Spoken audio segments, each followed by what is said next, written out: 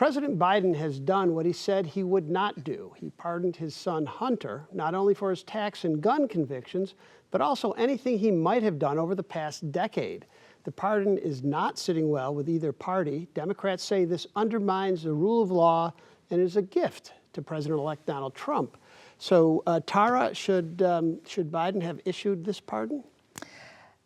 Actually, no, I don't think he should have. He had been very consistent in saying that he was going to abide by the decision of the jury and basically allow his son to, take the consequences of his actions.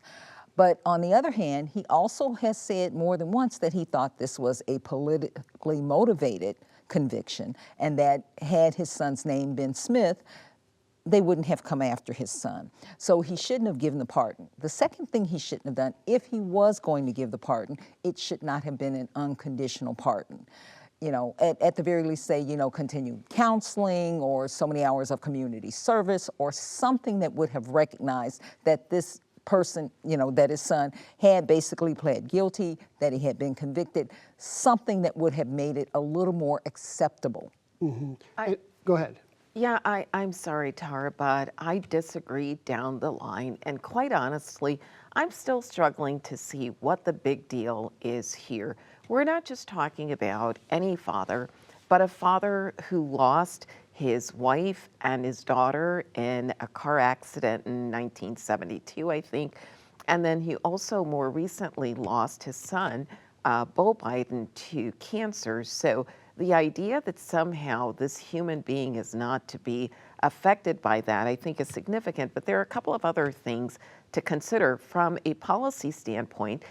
Lisa will correct me if I'm wrong on this. There are no constitutional limits on the use of the presidential power. And then from a political standpoint, I don't see how this is different from Trump having pardoned Paul Manafort, who also pleaded guilty to federal charges, and also Michael Flynn. And here's where I come down on all of this and the idea that somehow this is going to be used in the future.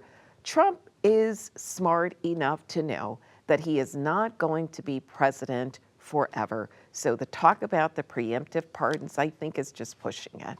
Okay, but what about with this pardon? It also wasn't just for the tax and gun convictions. It was, hey, just in case there's anything else out there presumably from Ukraine is what they're talking about. Lisa?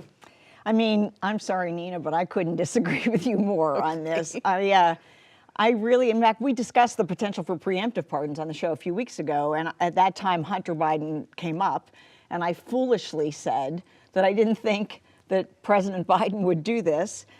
Even after he selfishly insisted on staying in the race way too long, even after, you'll recall, it took him 4 years to acknowledge the grandchild that was born of a relationship that Hunter had several years ago. I truly thought that he had the personal integrity not to do this, and I was completely wrong.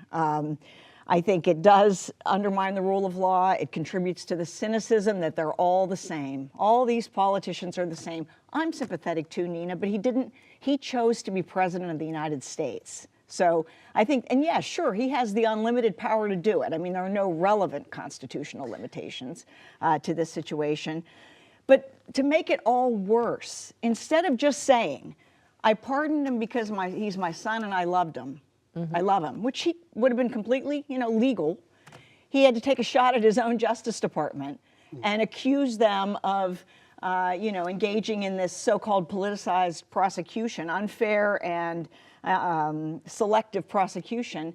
And he doesn't get to make that call. He doesn't get to decide that. Yeah, but here's the thing. We're talking about this as if we are living in a world of principled decisions when it comes to things like this. And the Justice Department has been politicized from day one. And now we're just talking about individual figures, but there are literally hundreds of thousands of people who have federal felony convictions that shouldn't, and we can talk about that. So all of a sudden now we're upset because it's these few people. And again, in this case, I would say Trump may have the higher road here because he could have prosecuted Hillary Clinton. He could have prosecuted Hunter Biden because of the infractions having occurred during his administration, and he didn't. So I think the horses left the barn on the whole high road about why this is I wish it weren't the case, and that may be some cynicism, but yeah. Well, I wonder, Luke, what else is coming down the road? I know that over at the National Review, Andrew McCarthy has said there's going to be more, and presumably he's talking about Jim Biden, his brother, that all, again, back to, going back 10 years with all the Burisma and all the rest of that.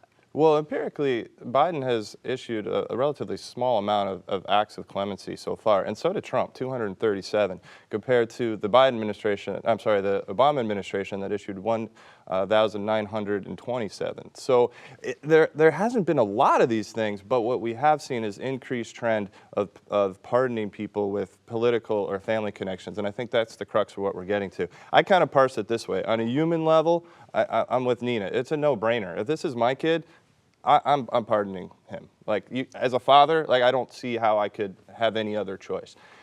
To Lisa and Tara's point, the politics and government of it, I agree with you both, right? Politically, he made a gamble that Harris was going to win. He said he wasn't going to do it. He lost the gamble. It blew up in his face. He's trying to cover it up. I give him a little more credit, Lisa, than you. His statement did begin with, essentially, as a father, I hope you understand why I did what I did. Now, he could have went farther and said, I love my kid, and that would have been helpful.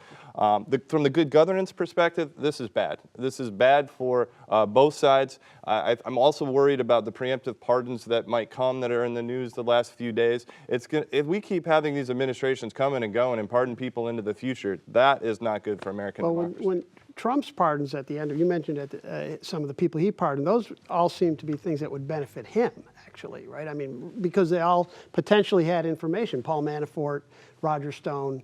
Yeah, but they had already pleaded guilty, and I believe they had started serving their terms. So I don't see that as distinctive here. In this case, it's Hunter. But the other thing I would say, what would it say about Biden? What would it say about the Democratic Party if it does not protect the integrity and future of folks like Liz Cheney, Special Counsel Jack Smith, of also Dr. Fauci, who went out on a limb to not protect them?